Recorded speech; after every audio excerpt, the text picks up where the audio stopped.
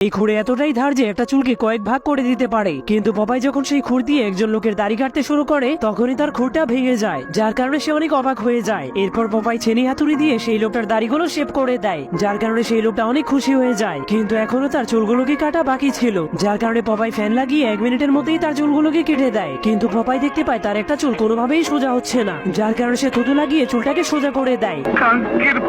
যার কারণে সে অনেক রেগে তার পকেট থেকে বন্দুক বের করে চুলটাকে গুলি করে দিলে তার চুলটা সোজা হয়ে যায়। তখন পপাই একটা আয়না দিয়ে লোকটাকে তার চেহারা দেখালে লোকটা অনেক খুশি হয়ে যায়। এরপর পপাই সিটে বসে লোকটাকে তার চুলগুলোকে কেটে দিতে বলে। তখন লোকটা তার চুলগুলোকে কেটে দেওয়ার জন্য পপাইকে সিটের উপরে ভালো মতো বসিয়ে দেয়। এরপর লোকটা পপাইয়ের গলা এমন ভাবে তোয়ালে লাগে যাতে পপাইয়ের মনে হচ্ছিল লোকটা তাকে এখনই ফাঁসি দিবে। তখন লোকটা পপাইয়ের জিপটাকে টেনে বের করে তার খুঁড়ে ধার দিতে শুরু করে দেয়।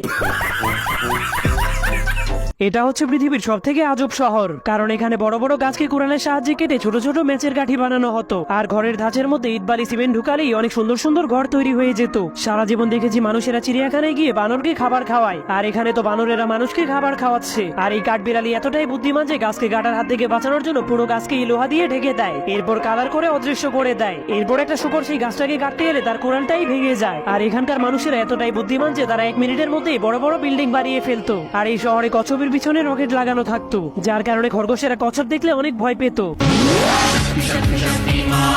যার ফলে খরগোশ কখনোই কচ্ছপের সাথে রেসে জিততে পারতো না। আর এই শহরে পোকাদেরকে গাড়ির চাকা হিসেবে ব্যবহার করা হতো।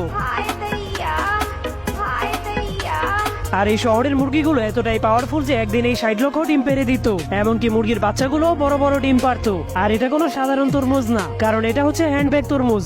यही नहीं, अभी और सुनिए।